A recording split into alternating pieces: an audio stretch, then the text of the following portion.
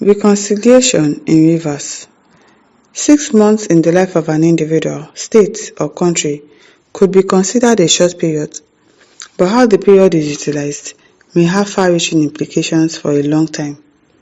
The emergency rule in Rivers State is meant to make the main gladiators assess their actions and work for peace and unity.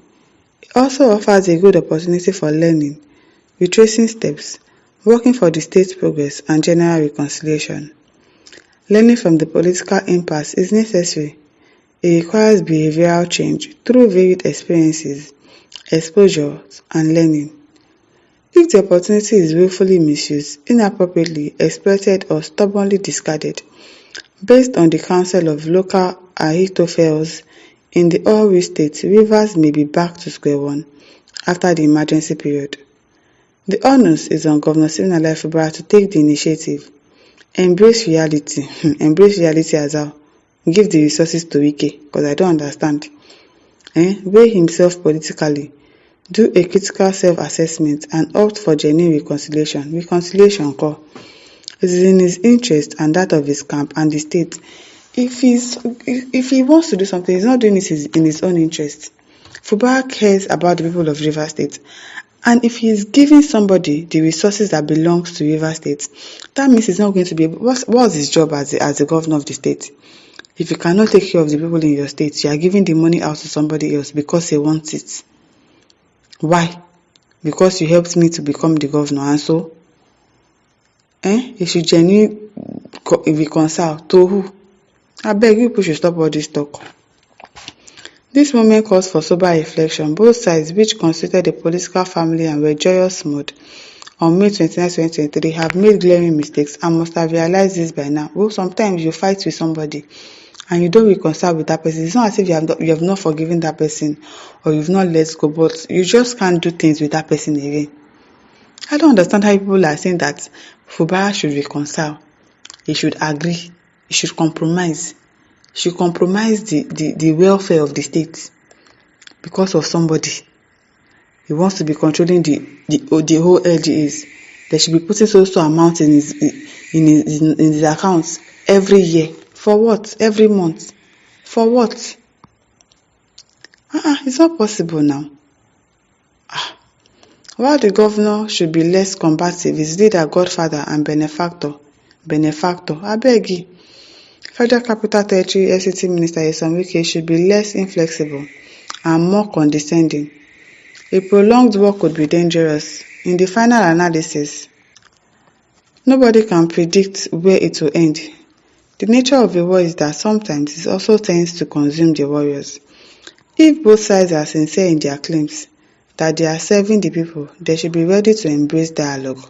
How many times do they want to dialogue? How many times? It's not going to work. People should leave this thing alone. Give concessions and restore peace for the sake of the masses. If you say they should restore peace for the sake of the masses, if they restore the peace, Fubara agrees to be giving Wike 6 billion naira, how much every month from the allocations that come into the state, how much is going to remain? So who is going to suffer? Is it not the masses? So what are they doing for the sake of the masses? People should know what you are saying, I beg. Know what you are saying. Some critics have blamed the federal government for the critical intervention that led to the suspension of both the executive and legislative arm. Their criticism are subjective. They are angry that Fubara was suspended. They are not sparing any thought for the plight of the 27 anti-governor lawmakers whose constituencies were denied democratic representation. They uncritically took sides with the governor and the 3 lawmakers who for over a year made themselves the legally and constitutionally recognized House of Assembly. Yes, these people defected. There are video evidences. And INEC was supposed to conduct a by-election. They refused. So what should happen? They should leave the state on hold because of them? No, now. They did what they had to do. So I don't understand you people. Already, PDP governors are threatening to institute a case against President Bola Ahmed Tinubu's declaration of a state of emergency. Which PDP governors? Those ones that are also APC members. The ones that are already defecting to APC. I beg you. Perhaps to determine the rightness and wrongness of the presidential action, the courts to determine whether or not they have the local standing.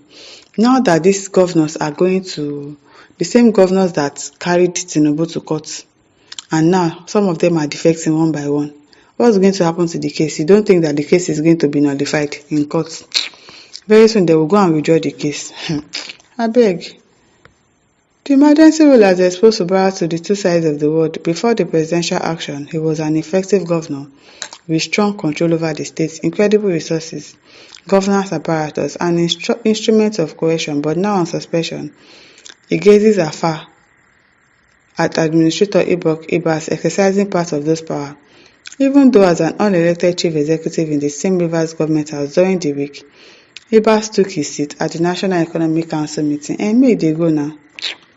Gone, at least in the interim, are Fubara's influence, privileges, and guarantee of institutional access to financial resources. Many subjective advisors are not bearing the brunt and burden of the suspension. It's okay as long as he's going to be fighting for the people of the state. If he fights this godfatherism and wins, do you know what it's going to mean for other governors? It's going to be like, yes, if Fubara can do it, we can also do it. Do you know how many people are under the leadership of godfatherism? You have to do my bidding because I made you the governor. You have done your own tenure finish. You will not go and rest. You will still want to be doing third thing in absenteeism, like you'll be controlling the governor of a state to do your bidding. For what? Because you helped him to become the governor. Fubara and Wike should meet and break the ice. I beg you, every political problem has a solution. The solution that Wike is looking for is not feasible. It's not. Probably he will change the amount of money that he wants to collect. I don't know. Maybe Fubara can compromise, but collecting 6 billion from how much? Every month though. It's not even something that they will give you once, like settle you for once. How much did you use to campaign for Fubara?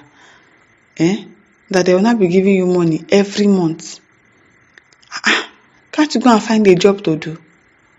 You are even a minister in FCT, so what exactly is your problem? They should break the ice. Which ice? If he doesn't want to break the ice, they should leave the ice alone. They should leave the ice alone. Politics is full of ups and downs. It may be rosy today and dull tomorrow. There is no shame in a man falling. Who told you that Fubara is ashamed of falling?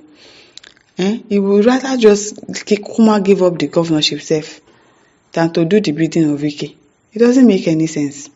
Because if you say that he's fighting for the masses, and then the money that belongs to the masses, you start giving it out to somebody, what's the point?